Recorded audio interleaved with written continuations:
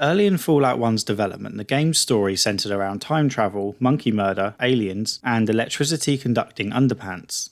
Fallout 1 underwent a few changes from that initial idea and ended up becoming one of the most highly regarded RPGs ever made. It's still fondly talked about 20 years after its initial release, and for good reason. Not only is it a solid game in and of itself, it kickstarted a franchise that sold tens of millions of copies. The series has gone from turn-based isometric RPGs to first-person shooters to virtual reality. We've come a long way since Fallout 1 was first released, but we nearly didn't get the game at all. Fallout 1 was nearly cancelled twice, it underwent a dramatic late overhaul to its entire combat system, and required a hell of a lot of bribery in the form of free pizza to even get it off the ground. This video is the first in what I hope will be a massive series of videos on the history of isometric CRPGs from 1997 to the present day. There's a separate video on my channel that explains what I hope to cover with this series, and there should be a link to it on the screen now. I recommend you watch that video first, as it might put this into context a bit more. Before someone points this out in the comments, Fallout isn't technically an isometric CRPG. Isometric would be at 45 degrees, whereas Fallout is 60-30 and based on a hexagonal grid. It's close enough for me. In short, this video covers the development of Fallout 1, a bit of history of the Fallout universe, and then my experience playing the game in 2017. That last part is sort of like a review, but I won't be attempting to assign a score to the game because that would be silly. I'm also not going to try and judge the game as if this were 1997. I've never understood the logic behind that. If something bugs me in 2017, I'll mention it. This video contains full spoilers, but they don't start until the story section. The section on the development history and the overview of the Fallout universe is spoiler free. The story is split into two parts, so if you like what you've heard from part 1, then perhaps stop watching the video and go play Fallout 1. While much of game development is shrouded in mystery, Tim Cain and Fergus Urquhart in particular have been fairly open in discussing the making of Fallout 1. In addition to written interviews, lead programmer Tim Cain gave an extensive presentation at the 2012 Game Developers Conference on Fallout 1's development, and Chris Bratt of Eurogamer recently interviewed Tim Cain, Fergus Urquhart and Leonard Boyarsky. I'll be covering some of the highlights of those videos here. However, if you want the full story behind the creation of Fallout 1, then I highly recommend watching those two videos. The Eurogamer interview in particular is brilliant. I've linked to them in the description. In 1994, Cain worked for Interplay Productions and wasn't assigned to any of the big projects currently in production. He used this freedom to develop a new RPG. While he didn't know exactly what he wanted it to be, he knew he didn't want it to be a fantasy game. There were enough of them already. The initial story he drafted is unrecognisable from what would eventually become Fallout 1. Buckle up, because even the summary of the story is going to take you on a wild ride. The game would have started with your girlfriend being kidnapped. You find the house belonging to the kidnappers and make your way to the basement where you find a statue. You're taking a closer look at it when the kidnappers capture you. Something weird happens and you're transported back in time where you find a spaceship guarded by a monkey. The monkey has the key to the spaceship, but he won't give it to you. You're desperate, so you kill the monkey and fly off in the spaceship. You end up on another world which is under the control of the game's big bad. The bad guy can shoot lightning bolts, but you're immune to them as you have a pair of lightning conducting underpants that you found on the spaceship. You save the day, travel forward in time and end up back on Earth in the year you left. Except everything's different. It turns out the monkey you killed was one in the chain that evolved into humans. Without the monkey, humans never came into existence, which somehow led to dinosaurs becoming technologically advanced and ruling the world.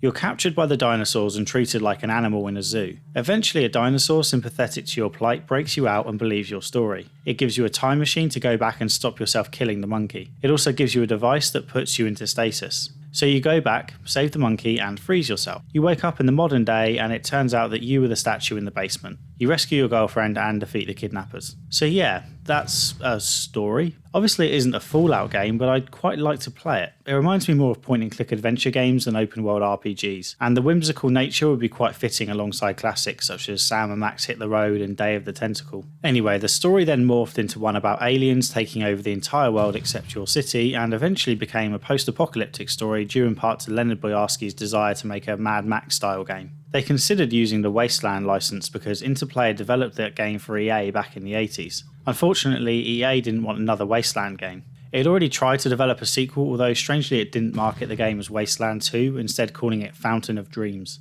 EA did eventually sell the IP to In Exile Entertainment, which has now published Wasteland 2 and is working on Wasteland 3. Neither Kane nor Boyarsky wanted to make a fantasy RPG. To escape the common fantasy tropes, they shunned the advanced Dungeons and Dragons rule set that would later be adopted by games like Baldur's Gate, and settled on a system created by Steve Jackson called GURPS, Generic Universal Role-Playing System. The GURPS system was such a significant part of the project that early game name ideas included GURPS Wasteland and Vault 13, a GURPS nuclear adventure. Another name under consideration was Apocalypse, however Interplay had another game under development with that name, although it never ended up getting released. Kane didn't get much help on Fallout 1 early on. He couldn't ask other employees to help as they were busy working on other projects. Instead, he simply booked out a conference room, bought loads of pizza, and let people come and hang out. If they wanted to offer feedback on the game while they were there, then he wouldn't stop them. The development cycle for Fallout 1 was about 3 years from beginning to end. I couldn't find any official numbers on the cost of development, but Kane estimated it to be around $3 million. For Interplay, it was a small project which didn't receive a ton of attention. Early on, this lack of oversight might have been an advantage, however it also meant Kane had to regularly sell the game to marketing and finance who seemed doubtful of its potential. Fallout had a number of close calls that, had they gone differently, would have led to either a completely different game or outright cancellation. The initial threat of cancellation came when Interplay acquired the rights to Forgotten Realms and Planescape. Interplay wanted all its people working on games for these huge intellectual properties which it saw as closer to a guaranteed success. Kane ended up, in his words, begging on his hands and knees to be allowed to continue with Fallout 1. Another threat came from a new IP called Diablo. Diablo came out in 1996 and was a huge hit. It had real-time combat and online multiplayer. As you know, publishers like to chase trends, so Interplay pressured Kane to put online into Fallout and to make the combat work in real time.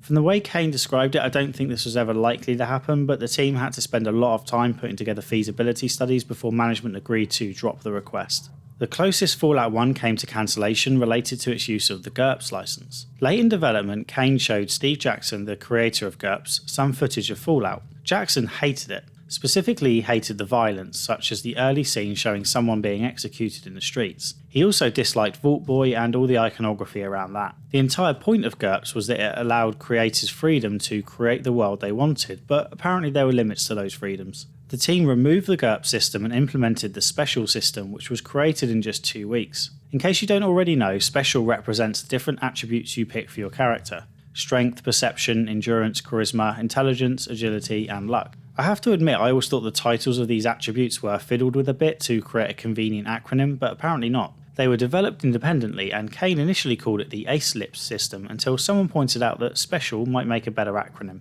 Even when Fallout was finished, there was one more hurdle to overcome: certification. Microsoft's requirements were that the game should work on Windows 95 and fail gracefully on Windows 3.1, the older version. Fallout actually ran perfectly well on both 95 and 3.1, which you'd think would be a good thing, but I guess Microsoft didn't want software working on the older version because it might stop people upgrading. The programmers only made one change, and that was to have the program fail if it detected Windows 3.1. There are a few more interesting notes from development that I'll drop into discussion as we go. I'll end this section by briefly mentioning one small detail that had a huge impact on me as a teenager when I first played this game in the late 90s. I'd love to pretend that I remember why I bought Fallout in the first place, but I don't. What I do remember is opening up the box, which looked a bit like a lunchbox, and reading the instruction manual on the bus on the ride home. The instruction manual was created as a survival guide like the ones that they would have issued to the residents of Vault 13. It included everything from technical specifications of the vault and how much it cost to the effects of nuclear blasts and exposure to radiation. Of course, it also included more typical stuff like how to play the game and a guide to character creation, but the presentation was so appealing that I lapped up every detail. It put you in the mindset of a vault dweller with enough background information to spark the imagination, but not too much as to limit the possibilities. The house was mercifully empty when I got home, so I installed the game and played for hours. Kane mentions that they went to a lot of effort to create a Fallout experience with little touches like this, and for me it was completely worth it. I enjoyed Fallout 1 so much that I bought Fallout 2 near release, even though I was almost exclusively spending my time on PS1 at that point. In other words, I do have nostalgia for this game. Bear that in mind as you watch the rest of this video. Before talking about the experience of playing the game, it's worth spending a few minutes recapping the history of the Fallout universe. In other words, I'm going to talk about the lore.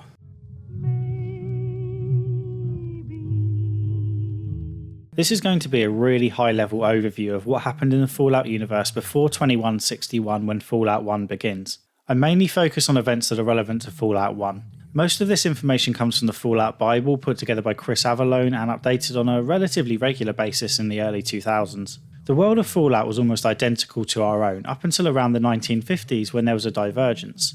I've seen this divergence credited to the late development of the transistor, which in the Fallout world didn't happen until much later. I haven't seen anything that confirms this is the reason for the differences between the two worlds, but it seems like a good fit. Going further back in time, we know that aliens were abducting people in the Fallout universe in 1603, however the impact this had on the world seems to be minimal or non-existent. Without transistors, electronics did not become substantially smaller and more efficient. Instead, the world of Fallout is built on harnessing the power of the atom. There are plenty of nuclear power plants, although fossil fuels are still important. In many ways, the US became trapped in the 1950s, with a continued reliance on ready meals, the prevalence of radio over television, and massive computers. There are still some impressive technical achievements, such as the Mr. Handy robots that act as personal butlers. In the late 1960s, the 50 states that made up the US merged into 13 commonwealths with an enhanced level of sovereignty. Oil was a crucial resource, and global pressure built as each country started worrying about its oil supply. In 2151, US forces entered Mexico to protect its oil and business interests. A year later, Europe went to war with the Middle East, also over oil. The worldwide chaos was enough to scare the US government to such an extent that they authorised the development of a series of vaults in case the worst happened: nuclear war. Eventually, Alaska was the only major source of oil left in the world. The US went all out to defend it, including beginning the production of battle armour for its troops. China entered trade talks with the US, but the US refused to sell China any of its oil. In 2066, China invaded Alaska and the US annexed Canada under the pretense of needing it to defend Alaska. At this point, the US was testing something called the Forced Evolutionary Virus, or FEV for short. The US hoped it could create a race of super soldiers. Early experiments in mice found evidence of increased strength and intelligence, but also drastically increased aggression. The US equipped its troops with new power armour and used it to easily defeat the Chinese army. The victory was so comprehensive that the US invaded China before it could create power armour of its own.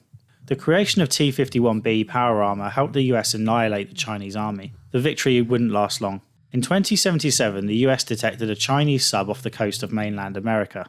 Nuclear retaliation was quickly authorised and the bombs started flying. It's still not known who fired first. The alarms rang out and those selected for a place in the vault made a run for it. America was destroyed. In broad strokes, that's the build up to Fallout 1. I'll add a few smaller details later as they become relevant to the story. Nearly 100 years later, in 2161, we create our character and take our place in Vault 13.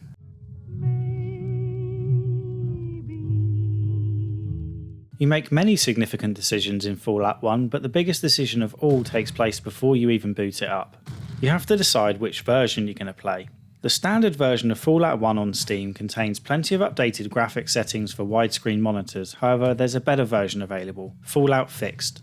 I decided to play the Steam version for my main playthrough because while it's not a full enhanced edition like Baldur's Gate, it looked good enough in widescreen that I didn't care. Big mistake. Fallout Fixed is the far superior version because it contains quality of life additions that will make your playthrough a lot less frustrating. Even basic stuff like being able to scroll through your inventory with a mouse wheel and seeing how much inventory space you have left are enough to justify using Fallout Fixed. You can also press Shift to highlight all the items that you can interact with, which saves a hell of a lot of pixel hunting. Don't make the same mistake I did, play Fallout Fixed. The second most important decision is how you create your character. Much of your Fallout experience is going to be dictated by the decisions you make in the character creation screen. Your decisions here have consequences, far beyond the odd damage buff or being able to carry more loot. There are a couple of pre-made characters, but you should skip them, that's boring. My main character, and the one you'll see most footage of in this video, is unoriginal and overpowered, but I'm fairly sure this is what I did back in the day and I wanted an extra little bit of nostalgia. If you want to play Fallout to experience the story but don't care too much about a challenge with combat, then this character build should be a good fit. There are plenty more interesting builds that you can use, but I don't think they're suitable for a first playthrough. If the only Fallout game you've played is Fallout 4, you might be surprised to know there are 4 distinct parts to creating your character's build. First, there's the special system that I mentioned earlier. This is the core of your character. I wanted my character to be a sharpshooter with a focus on small guns, so I went with perception and agility for an alert character with maximum action points. Intelligence offers some extra speech options, but the main benefit is you level up quicker.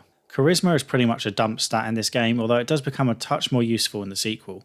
I believe Charisma stops your characters running away in the middle of battle, but it's hard to pin down. Next up is the skill system. There are a lot of skills, but in all my time with Fallout 1 I doubt I've leveled up half of them. You can tag 3 skills for an immediate boost and can then increase whichever skill you like each time you level up. While the skills are expressed as a percentage, you can actually go up to 200%. Small guns was an obvious choice for this character, although later on I switched the focus to energy weapons.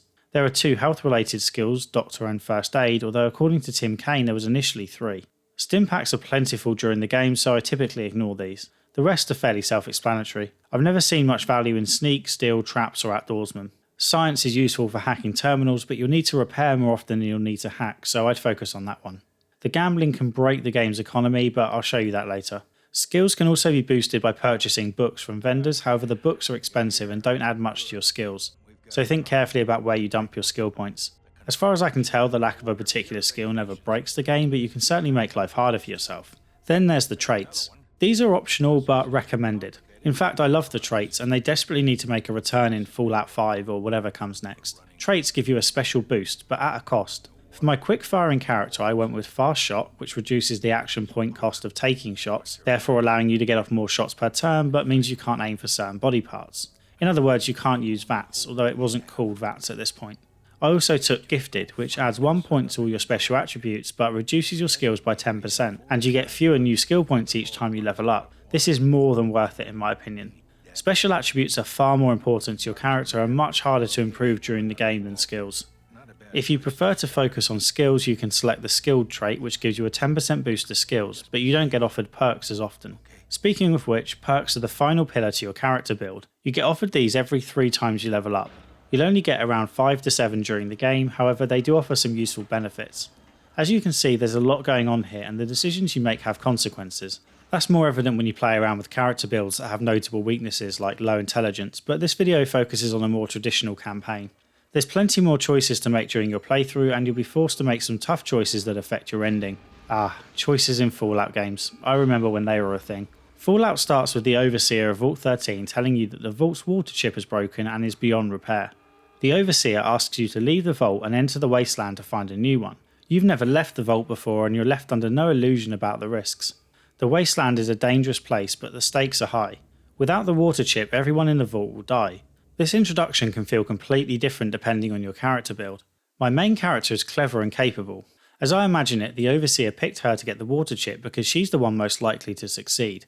She's being asked to risk her life for the vault by taking on a deadly mission, much like James Bond might risk his life for his country. Now consider playing as a character with low intelligence. You're barely able to say words, let alone speak in complete sentences. You're strong but not competent with guns. Why are you the one being asked to leave the vault? It almost feels like abuse at this point. You're being picked because no one cares about you. You're disposable and don't offer any value to the vault. The depth of the character creator lets you see an identical cutscene from a completely different perspective if you're role-playing as a character. This difference hits even harder at the end of the game. After a short section where you practice combat against a bunch of rats, you escape into the wasteland and have complete freedom to go wherever you want. The only marker on the map is Vault 15, so most players will head east. The route takes you directly through Shady Sands, a small community of people who used to live in Vault 15. As most Fallout fans know, the vaults were not built just to help people survive the nuclear holocaust.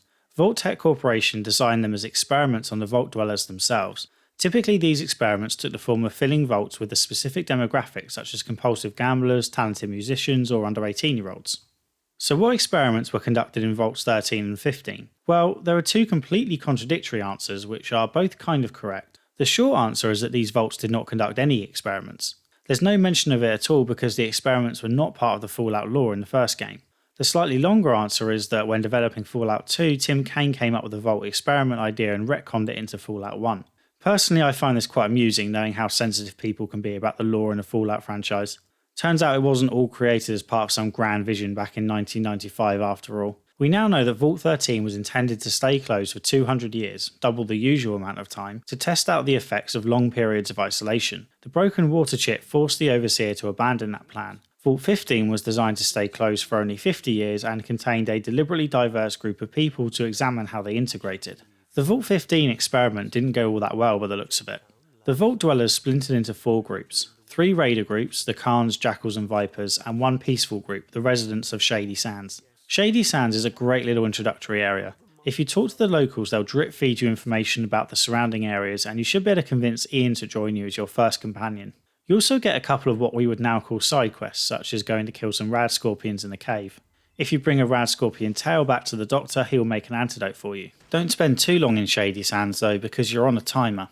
Perhaps 2 of them. On initial release, players had 150 days to collect the water chip, although they could get extra time by arranging for a separate water supply to be delivered to the vault. In the Eurogamer interview, Tim Kaine stated that the timer proved incredibly controversial within the development team and got removed in a day one patch. He referred to the water chip timer when he said this, however every version of Fallout I've ever played has contained the water chip timer even when patched. I believe Kaine might have been referring to a second timer that kicks in once you found the water chip, which limited the game to 500 days. From my own playthrough, it appears that the 500 day limit has been patched out, but the water chip timer is still in place.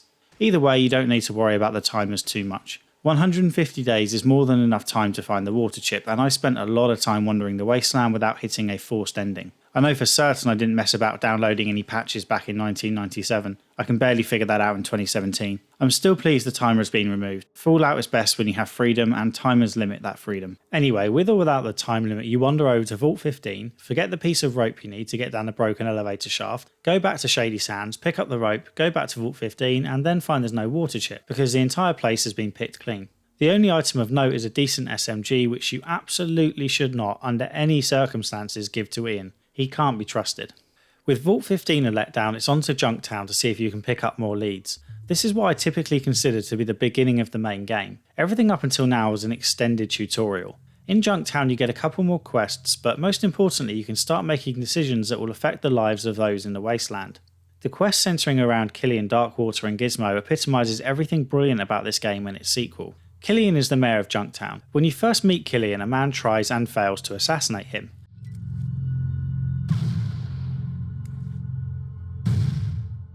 Killian knows that Gizmo sent the assassin, but he needs to get proof. Gizmo owns a casino in the area and is generally considered to be bringing down the tone of the neighbourhood. Killian asks you to help get proof that Gizmo is responsible, and he gives you a recording device to get it. Gizmo is a fairly reprehensible human being, but if you like, you can choose to side with him. Most people probably side with Killian. You get Gizmo's confession on tape and team up with Lars, the head of security, and kill Gizmo when he tries to fight his way to safety. That's not exactly an unprecedented amount of freedom, but it's the little differences that I like.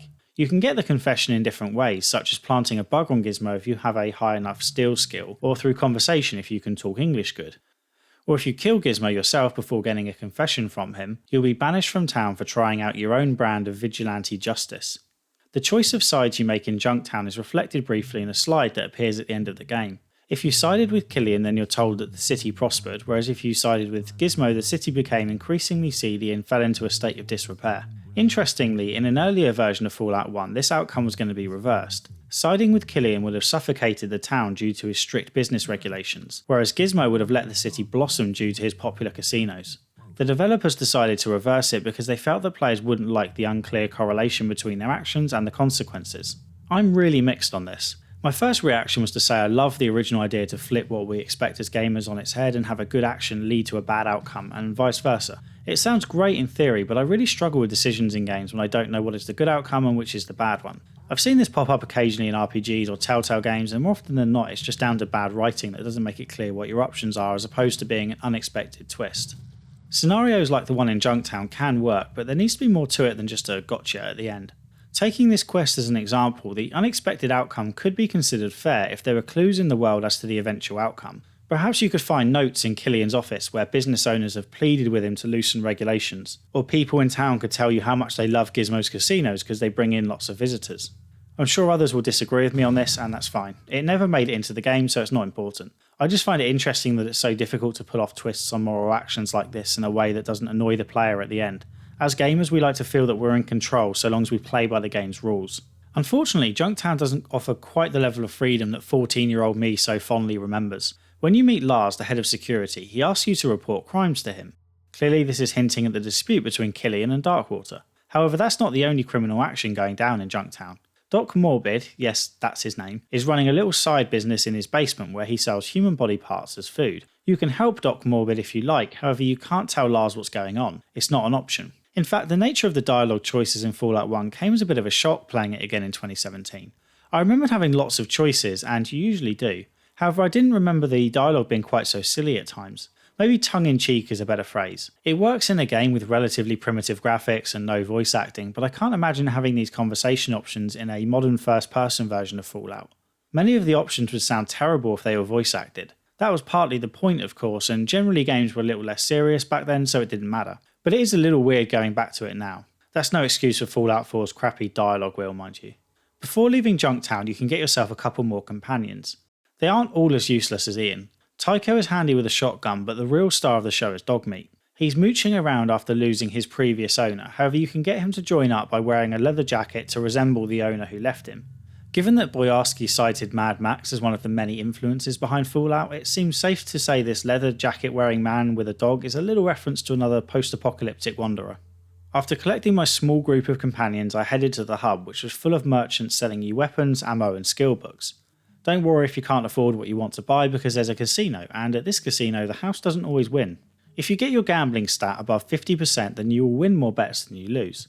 The greater your skill, the higher percentage of bets you win. Simply hold down 4 and 1 on the keyboard and your character will keep gambling and your funds will slowly go up. 20 years ago I treated this like a cheat code of sorts, but now I guess we'd call it a bug. Of course it could be deliberate, but it seems like a strangely easy way to break the game's economy. The skills go up to 200%, so being able to break the casino at just 51%, or ideally around 60% to save time, is far too generous. Having to get the skill above 100% would have been more fitting while still being attainable. I wonder whether there was once a more in-depth gambling system in place where perhaps you could play poker against NPCs and use your gambling skill to bluff them out of money. As it stands, this is such an easy way to break the economy that you might even do it by accident. Of course you could just not abuse the system, but I've never had much willpower when it comes to that kind of thing. Talking to the residents of the hub leads you to a place called Necropolis, literally the city of the dead. There's a lot of ghouls to clear out, so now's a good time to explore the game's combat system. Coming into the game, I didn't remember having any particular issues with the combat. There's two possible explanations for this. One, I was formerly a childhood genius with an excellent grasp of probabilities, who thought carefully before each movement to ensure that my characters always had the optimal strategic advantage in battle. Or two, I put the combat on easy mode and blazed my way through it without thinking all that much. I'll leave you to decide which option is correct. Playing Fallout 1 now, I realise that the combat is kinda terrible. Your character has a set number of action points which kick into gear when you enter a combat scenario. Moving one place costs 1 action point. Movement is based on a hexagonal grid, which is why your character always runs in such a strange way. Attacking enemies also consumes your action points, but the exact amount depends on your character build, perks, traits and weapon type. If you want to check your inventory to switch out weapons or use a stim pack, then that will cost you 2 action points, which feels a little harsh. The probability of hitting with any given shot plus the damage done is dependent on how close you are, your weapon type and character build. So far so simple. In fact, it's that simplicity that's the problem. There's so little depth to combat that you often feel out of control, especially when it comes to your companions. You can't directly control Ian and co. You can give them vague commands such as stay close to me and use your best weapon, but that's about it. Worst of all, they don't even listen to those basic commands. Countless times I thought Ian must be out of ammo because he resorted to using his fists, but no, he had plenty left. He just decided it was a good idea to get into a fist fight with a super mutant. At least when he runs away, he doesn't run the risk of dying. I believe charisma might be linked to your companions listening to your instructions, however I'm not entirely sure, it's hard to test. Having no control over your companions turns combat into a complete mess. You are effectively on your own, with any damage done by your companions to be considered a bonus. I'm all for a bit of randomness in combat. Most isometric CRPGs and many other games have dice rolls going on behind the scenes, but you can usually play the odds. Sure, you never know when you're going to succeed in any given combat scenario, however you'll also have some idea of what to expect. That's not what happens here. You can't apply your knowledge of the odds to your advantage because you have no clue what your companions will do. I didn't enjoy the combat and it quickly became a chore. In addition to ghouls, Necropolis is home to deadly super mutants who are quite capable of killing you and all your companions with one shot should they actually manage to be on target. If you're careful, you can use doorways and corridors to fight 1 or 2 of them at a time, otherwise you're in trouble. Underground you'll find some peaceful ghouls who ask you to help repair their water pump. You might as well do it because it's on your way to Vault 12, which is the next place we're going to look for the water chip. If you don't have the requisite repair skill to fix the pump, the peaceful ghouls give you some repair books to boost your level. On arriving at Vault 12 you find the door stuck open. It never shut properly when the bombs fell, hence Necropolis is full of ghouls. Following the Fallout 2 retcon, we now know that the door didn't shut properly on purpose. It was designed to test the effects of prolonged exposure to radiation on people.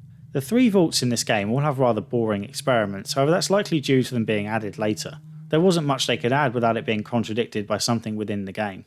You find the water chip in Vault 12 and take it back to Vault 13. The quest for the water chip might sound quite simple, but it tends to be a little tougher in practice, especially for those of us used to modern day luxuries like quest logs. Your Pip-Boy contains shockingly little information, so you have to remember exactly what you've been told by the NPCs. This can be a problem if you take a week away from the game and come back to it between missions with no idea where to go next. In addition, crucial information pops up on the text log at the bottom of the screen, and is easily missed if a lot is happening at the same time. My memories tell me that I enjoyed wandering the wasteland, taking my time and talking to everyone until I figured out what to do next. With hindsight, I think 14-year-old me had a little too much time on his hands. Anyway, the Overseer thanks you for saving the vault and gives you all of 5 minutes to bathe in glory before giving you another mission. It seems that the mutant population has grown at an extraordinary rate recently, so there must be a facility nearby that is creating them. Mutants threaten the safety of the vault, so once again you're sent out to the wasteland to keep everyone safe.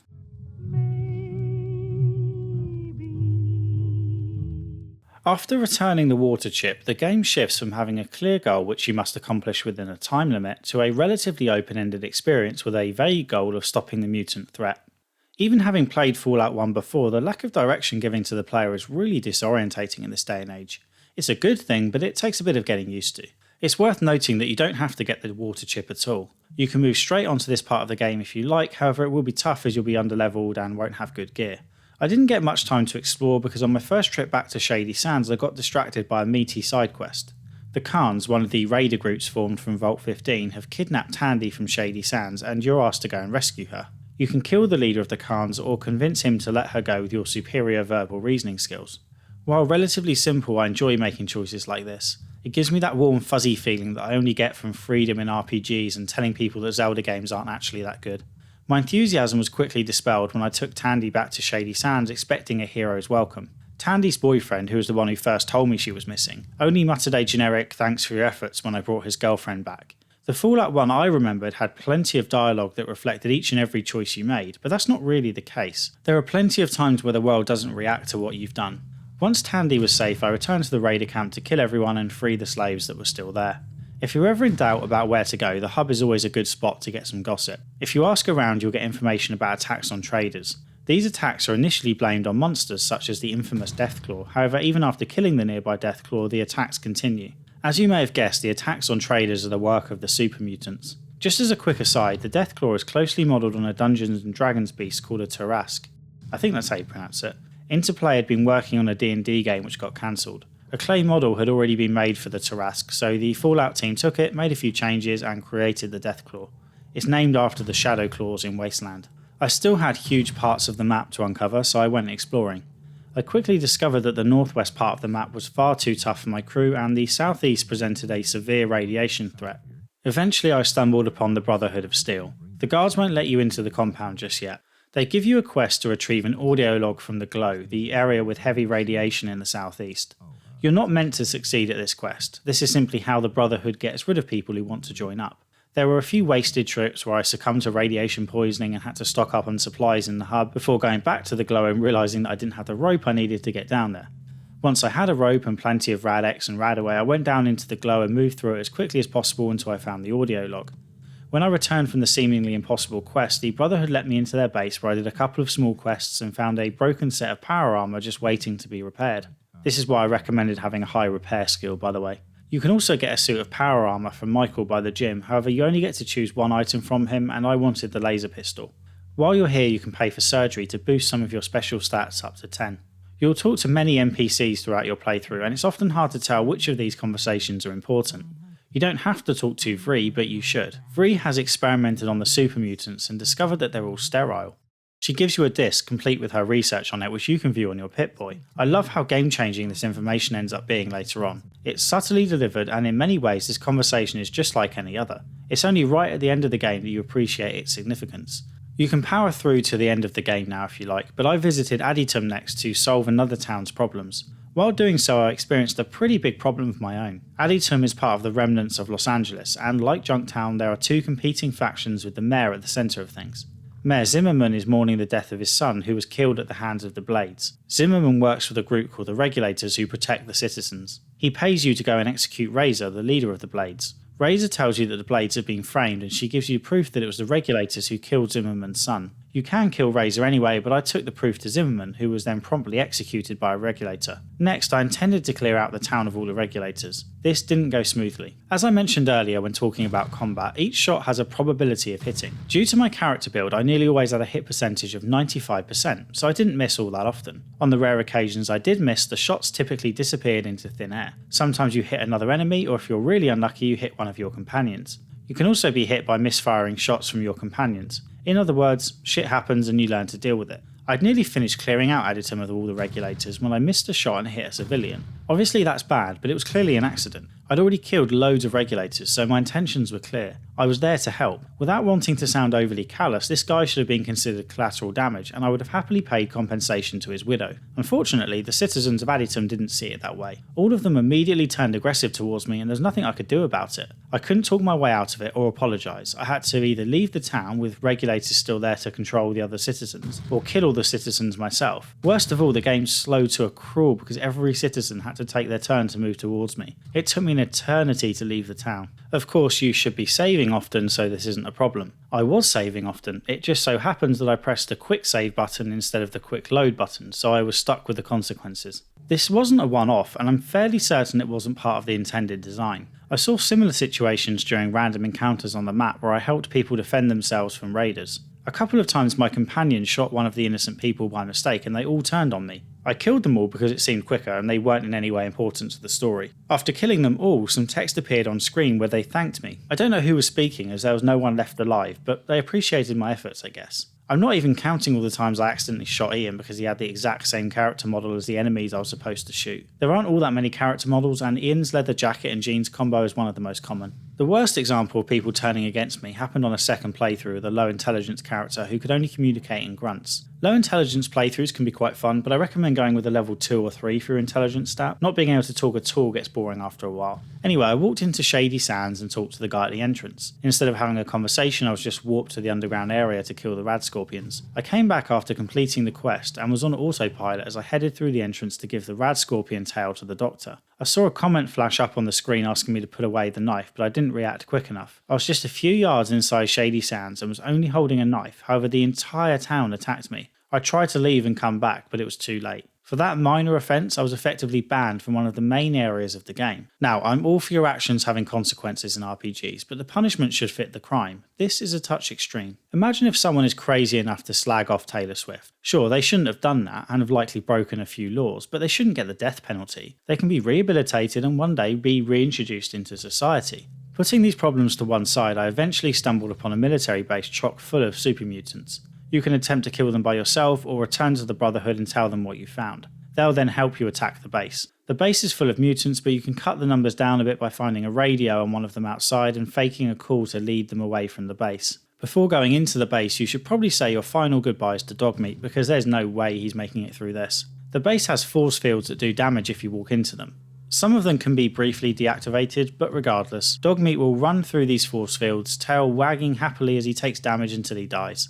There are a couple of tough fights in here, but if you had the power armor, you should be okay. You're here to destroy the vats that are creating super mutants as part of a grand plan by the Master, a man known formerly as Richard Grey. You can complete the game without knowing much about the Master, but by talking to characters like the Ghoul Harold and reading the Fallout Bible, you can piece together an interesting backstory for the game's nemesis. Before Harold turned into a ghoul, he was a prominent trader around the hub. He teamed up with Richard Grey, who had been expelled from his vault for murder. Their caravans kept getting attacked and their attempts to find the culprits led them to this military base.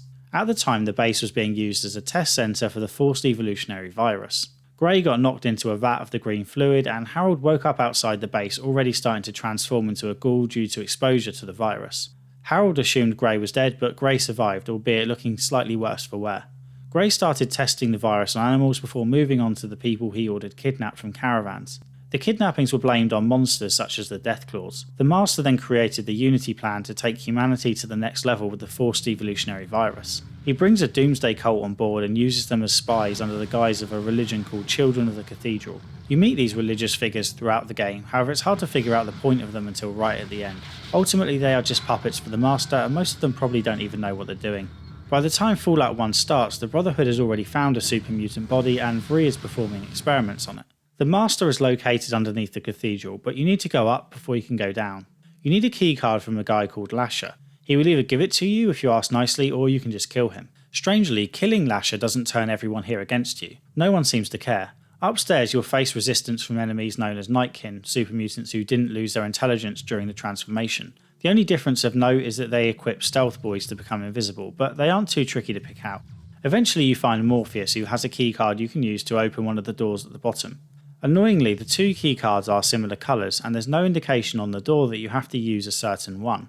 I got stuck here for a long time when I first played the game because I didn't understand why the keycard wasn't working or that I had to use a different but seemingly identical one. I don't know if the colours look more similar on my old monitor or if I just was feeling especially stupid that day, but I thought I'd point it out. On the way to the Master, I freed some prisoners and watched them celebrate their freedom in style.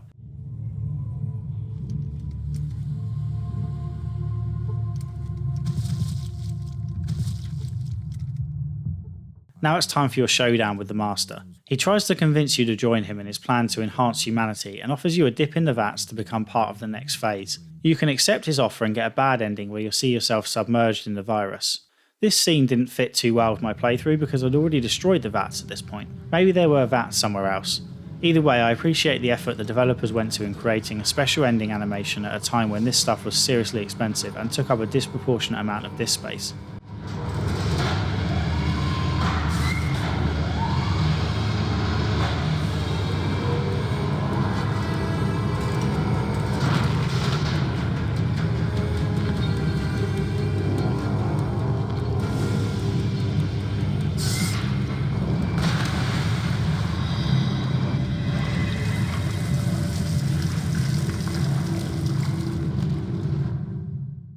The good endings are more interesting. You can fight the Master head on. He calls in super mutants to help, but by this stage you won't have too many issues dealing with them. Once he's dead, you flee the cathedral just as it blows up.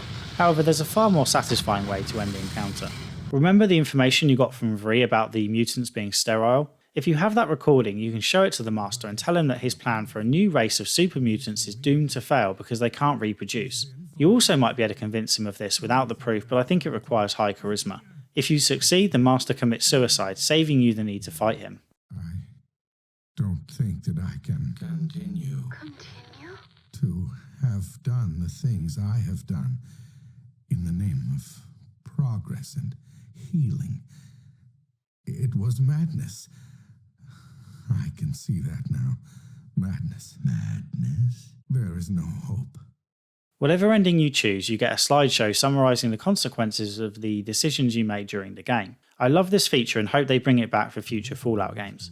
We're told that with the Master dead, the super mutants destroy the children of the cathedral and flee to the east. The residents of Shady Sands go on to form the New California Republic that fans of New Vegas will be very familiar with.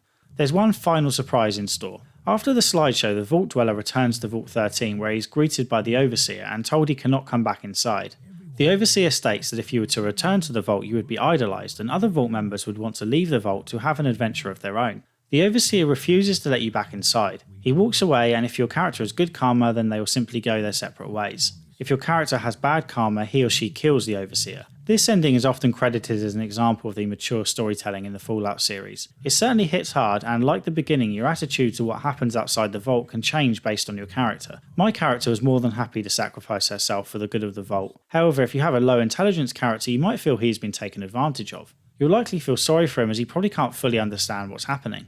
Either way, the ending has never quite sat right with me, and it goes back to my gripes with the restrictive nature of some of the conversations. At the start of the game, you're told that the wasteland is a dangerous place and you'll be lucky to survive. The first place you stumble upon is Shady Sands, a fully functional settlement with working farms that is getting along just fine except for a few problems with raiders. Junktown isn't too far away either, and they do alright for themselves once you've removed Gizmo from the equation. Before returning the water chip, you can tell the Overseer about life outside the Vault, but he quickly dismisses the idea of letting people leave.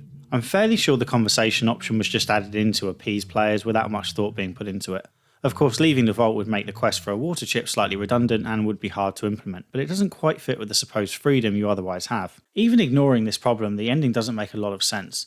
You grew up in the Vault, so people know who you are. They know you were sent outside to find a water chip. They know you found it and came back to the Vault. You probably helped out with a side quest while you were there. You're still going to be talked about as a hero. In fact, I'd argue that not having you in the Vault would only enhance your status.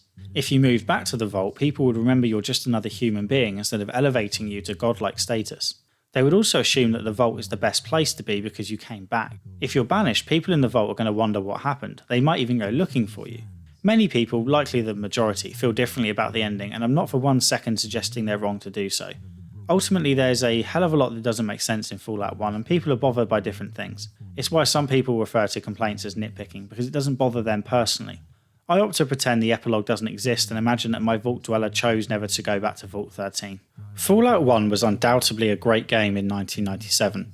I've discussed some of my memories of Fallout 1 from my teenage years, however the vast majority of the criticism here comes from the perspective of someone playing the game in 2017. I'm not attempting to discuss the game as if it were 1997 because that's impossible and a fairly pointless exercise at that.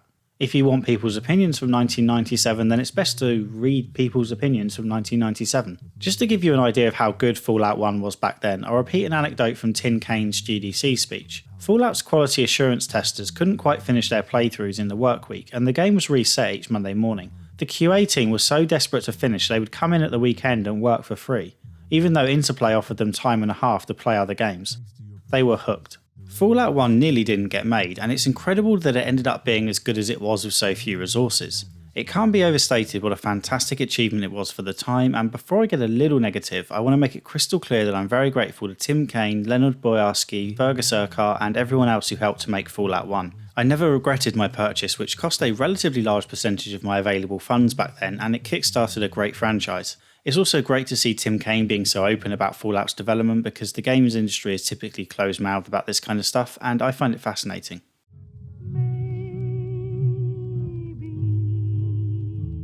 So to get to the question, should you play it now? Well, probably not. Obviously that's going to prove contentious, so I'll state right off the bat that there are certain people who definitely should play it. Anyone who's a big fan of the Fallout franchise should of course give it a go to see how the series started. There's the first appearances of the Brotherhood of Steel, the Deathclaw and the Super Mutants, plus you get to see the creation of the NCR firsthand.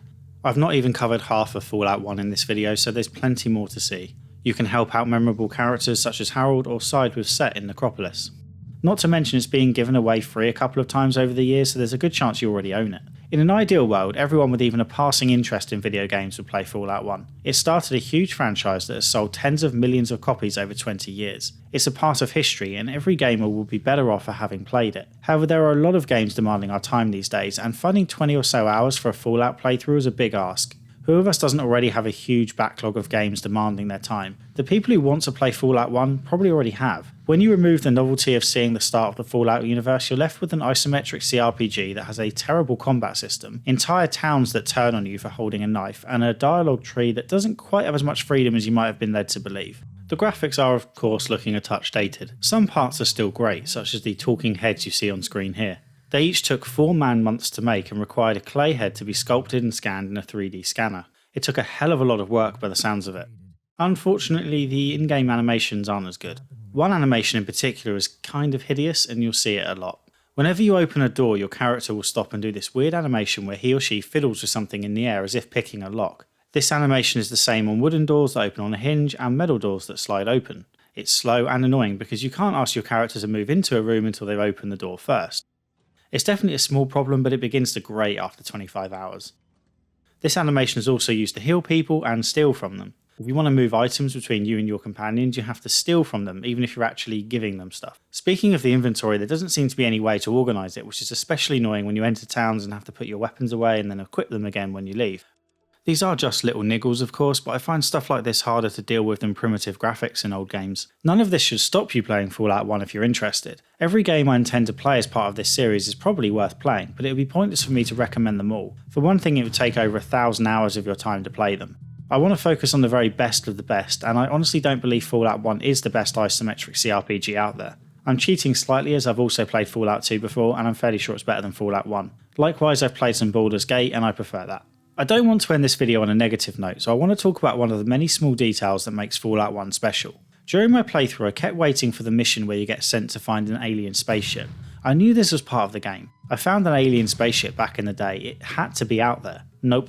I played the entire game without ever finding that quest. I did a bit of research afterwards and discovered that the alien spaceship, complete with dead aliens, actually pops up in the random encounters, not as a quest. My memory had misled me. I booted up an old save and wandered the wasteland for literally hours.